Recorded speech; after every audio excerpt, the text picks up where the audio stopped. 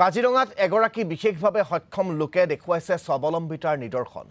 শাক-পাচলিৰ খেতি কৰি দুলন তামুলী নামৰ লোকজনে দেখুৱাইছে স্বাৱলম্বিতাৰ নিদৰ্শন।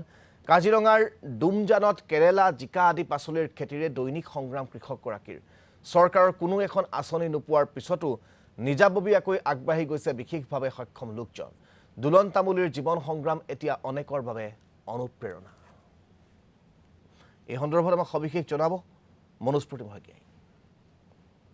শাৰীৰিক প্ৰতিবন্ধকতাক নেওচি কৃষি কৰ্মৰে স্বাৱলম্বী হৈছে কাজিৰঙাৰ এজন যুৱক। আৰু এই মুহূৰ্তত আমি যুৱকজনৰ পাচলিৰ যিখন বাগিচা, সেই বাগিচাত উপস্থিত আছোঁ। মই প্ৰথমে ভিডিঅ' জাৰ্নেলিষ্ট স্বৰাজ হাজৰিকাক এটা পৰিৱেশ এই মুহূৰ্তত দেখুৱাবলৈ ভিডিঅ' জাৰ্নেলিষ্ট স্বৰাজ হাজৰিকাক মই অনুৰোধ জনাইছোঁ। আচলতে যদি চোৱা যায়, চন পৰি থকা মাটিত শাক পাচলিৰ খেতি কৰি স্বাৱলম্বনৰ পথ মুকলি কৰিছে দুলন তামুলী নামৰ কাজিৰঙাৰ ডুমজানৰ এই লোকজনে।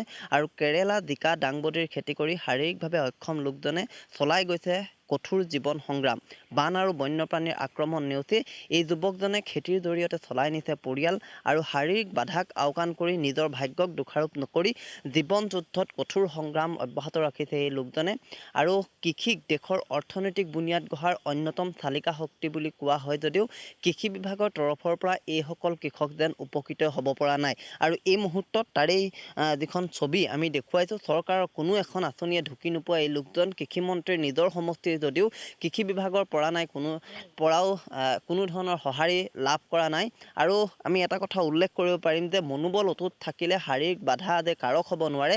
তাকেই প্ৰমাণ কৰি দেখুৱাইছে দুলন তামুলীয়ে। আৰু দুলন তামুলীৰ এনে মহান কৰ্ম তথা কঠোৰ জীৱন সংগ্ৰাম অনেকৰ বাবে হয়তো এক প্ৰকাৰ অনুপ্ৰেৰণা স্বৰূপ হৈ পৰিব পাৰে। আৰু এই মুহূৰ্তত আমি দেখুৱাইছোঁ তেখেতৰ কিছু বছৰ পূৰ্বে আচলতে দুৰ্ঘটনাত তেওঁৰ হাতখন সম্পূৰ্ণৰূপে নষ্ট হৈছিল বা সম্পূৰ্ণৰূপে কাটি পেলাবলগীয়া হৈছিল। কিন্তু তাৰ পাছতো যেন থমকি ৰোৱা নাই। বিভিন্ন ধৰণৰ কৃষি কৰ্মৰ জৰিয়তে তেওঁ নিজকে স্বাৱলম্বী কৰি তুলিছে, নিজৰ লগতে কেইবাটাও পৰিয়ালক পোহপাল দিছে।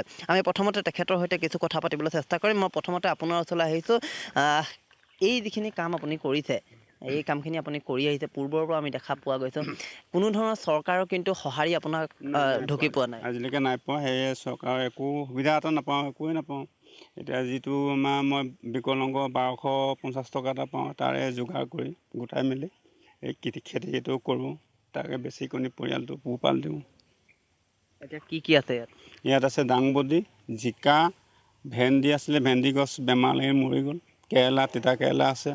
এইয়াকে বেছি কৰি মোৰ পৰিয়ালটো পোহপাল দিওঁ। হাতখন আপোনাৰ যিহেতু হেৰুৱাইছে, কেনেধৰণে হেৰুৱাইছে বা সেই পৰ্যায়ৰ পৰা বৰ্তমান সময়লৈকে যথেষ্ট কষ্টৰে আপুনি পাৰ কৰিছে? মই কষ্টটো এখন হাত আছে যদি মই কষ্ট বুলি অনুভৱ নকৰোঁ। মানে যি পাৰোঁ এখন হাতে কৰি যাওঁ, হৈ যায়। আৰু মানে চৰকাৰৰ পৰা একো এটা হেৰিয়ে নাপাওঁ। মানে এগ্ৰিকালচাৰৰ থ্ৰুৱেদি কোনো মানুহো নাই বা কোনো খা খবৰ নলয়। যি পাইছোঁ নিজে কৰিছোঁ, নিজৰ ইচ্ছা জ্ঞানে মানে যিটোকে আহে সেইটোকে কৰোঁ। সেই তেনেকৈ ঘৰখনো আপোনাৰ ভাঙি পৰিছে, কিন্তু দুবাৰকৈ আহিছিলে মানুহ। এতিয়ালৈকে একো পোৱা নাই। ঘৰৰ মানে হেৰি নাই অহা এতিয়ালৈকে। জিঅ'টেক দুবাৰ কৰিলে, 24 চনত এবাৰ, 23 চনত এবাৰ, আৰু এতিয়া হেৰিত কৰিছে, নাই এতিয়ালৈকেতো ঘৰ অহা নাই। এতিয়া আপুনি আমাৰ পৰা নাপাওঁ। তাৰমানে আমি দুখীয়া মানুহ শ্ৰেণীতে এই বস্তুটো নাপাওঁ। ধনী ধনী মানুহবোৰে পায় বা যাৰ যোনে খেতি নকৰে সেইবিলাকে পায়, কিন্তু আমি নাপাওঁ। সেইবিলাক আঁচনি আমাক ঢুকিয়েই নাপায়। কৃষিমন্ত্ৰীৰ নিজৰ সমষ্টি এইটো, কৃষিমন্ত্ৰীলৈ কিবা অনুৰোধ আছে নেকি আপোনাৰ? কৃষিমন্ত্ৰী মই CM ছাৰকো মই লগ কৰিছিলোঁ। CM ছাৰক লগ কৰি পেলাই কৃষিমন্ত্ৰী ক'লে পাৱাৰ টিলাৰখনৰ কথা যোগাৰ কৰি দিয়াৰ কথা কৈছিলে। মই কৃষিমন্ত্ৰীকো ক'লোগৈ, ঘৰত গৈ কৈছোঁগৈ বা এপ্লিকেশ্যনো দিছোঁ। কিন্তু আজিলৈকে একো একো নাপালোঁ তাৰমানে। তাকে আকৌ দি চাম বুলি ভাবিছোঁ, তেখেতে কি কৰে। যদি তেওঁ কিবা এটা সহায় কৰে তেতিয়া মই উপকৃত হ'ম অকণমান। নিশ্চয়কৈ। এইখিনি মুহূৰ্তত মই ধন্যবাদ জ্ঞাপন কৰিছোঁ। আমি এটা কথা উল্লেখ কৰিব পাৰিম যে এক প্ৰকাৰ কঠোৰ জীৱন সংগ্ৰাম বুলি ক'ব লাগিব।